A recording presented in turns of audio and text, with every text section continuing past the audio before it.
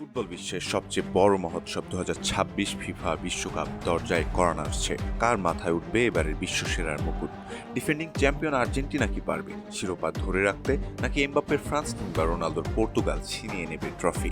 এদিকে 5বারের বিশ্ব champion Brazil এবার মাঠে নামছে তাদের ইতিহাসের অন্যতম সেরা স্কোয়াড নিয়ে, যেখানে ভক্তদের সব উন্মাদনা তৈরি হয়েছে নেইমার জুনিয়রের ঐতিহাসিক প্রত্যাবর্তনকে ঘিরে। আজকের বিশেষ প্রতিবেদনে আমরা বিশ্লেষণ করব এই 4 হট ফেভারিটের শক্তিমত্তা। চলুন দর্শক, শুরুতে ব্রাজিলকে নিয়ে কথা বলা যাক। নেইমারের লাস্ট ড্যান্স এবং অবিশ্বাস্য স্কোয়াড। ফুটবল ভক্তদের জন্য সবচেয়ে বড় সুসংবাদ হলো সব সংশয় উলিয়ে 2026 বিশ্বকাপে ব্রাজিলের 26 সদস্যের স্কোয়াডে আছেন নেইমার জুনিয়র। 2023 সালের অক্টোবর থেকে প্রায় 3.25 বছর ইনজুরির কারণে জাতীয় দলের বাইরে থাকার পর কোচ কার্লো আনচেলত্তির দলে নেইমারের অন্তর্ভুক্তি এবারের বিশ্বকাপে সবচেয়ে বড় ঘটনা। নিজের শৈশবের ক্লাব সান্তোসে ফিরে চমৎকার পারফর্ম করে তিনি ফিটনেসের প্রমাণ দিয়েছিলেন। তবে ব্রাজিল এবার কেবল নেইমার নির্ভর দল নয়, তাদের স্কোয়াড ডেপথ বা বেঞ্চের গভীরতা অবিশ্বাস্য। আক্রমণ ভাগে রিয়াল মাদ্রিদ তারকা ভিনিসিয়াস জুনিয়র এবং বার্সেলোনার রাফিনিয়ার সাথে নেইমার যুক্ত হওয়ায় সেলেসাওদের আক্রমণ ভাগ এখন বিশ্বের সবচেয়ে শক্তিশালী। মাঝ মাঠে ব্রুনো গিমারায়েস ও লুকাস পাকেতা খেলার গতি নিয়ন্ত্রণ করতে পারেন বেশ ভালোভাবে। আর রক্ষণে গাব্রিয়েল মাগালায়েস এবং মার্কিনিয়াসের মতো অভিজ্ঞরা রয়েছে দুর্ভেদ্য দেয়াল হয়ে। এই স্কোয়াড ডেপথের কারণেই ফুটবল বিশেষজ্ঞরা এবার ব্রাজিলের হেক্সা বা ষষ্ঠ বিশ্বকাপ জয়ের দারুণ সম্ভাবনা দেখছেন।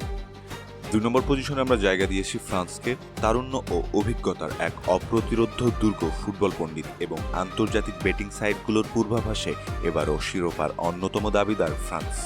কিলিয়ান এমবাপ্পের গতি, ওসমান ডেম্বেলে এবং আন্তোন গ্রিজম্যানের ক্ষুরধার ফুটবল মস্তিষ্ক ফরাসিদের আক্রমণ ভাগকে করেছে ভয়ঙ্কর।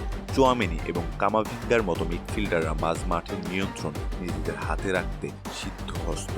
গত 2টি বিশ্বকাপের ফাইনালে খেলা ফ্রান্সের এই দলটির সবচেয়ে বড় সুবিধা হলো বড় ম্যাচ খেলার অভিজ্ঞতা এবং যে কোনো কঠিন পরিস্থিতি থেকে ম্যাচ বের করে নেওয়ার মানসিকতা।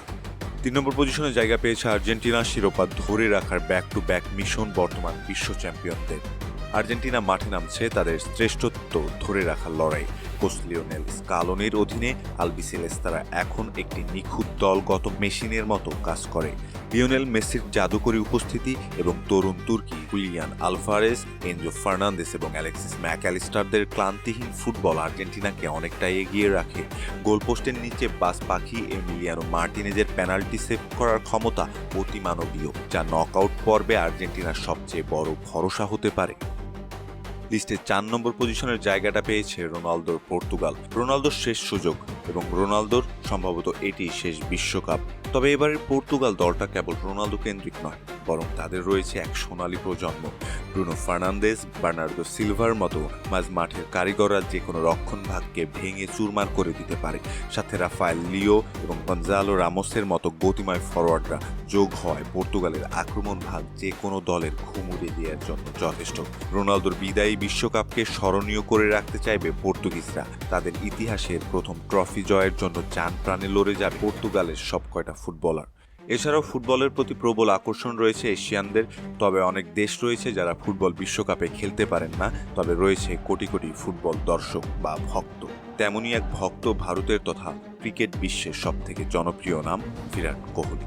ফুটবলের প্রতি রয়েছে তার প্রবল আকর্ষণ। তার প্রিয় ফুটবলার হলেন ক্রিস্টিয়ানো রোনালদো। কোহলি বললেন, এটা রোনালদোর শেষ বিশ্বকাপ।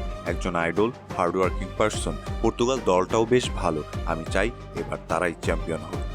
সম্মানিত দর্শক, আর মাত্র কয়েকদিন বাকি ফুটবল বিশ্বকাপ শুরু হতে। এই মুহূর্তে আপনি কি ভাবছেন? কোন দল ফুটবল বিশ্বকাপ জেতার দৌড়ে সবচেয়ে এগিয়ে আছে? জানিয়ে দিন আপনার মতামত কমেন্ট সেকশনে। ধন্যবাদ।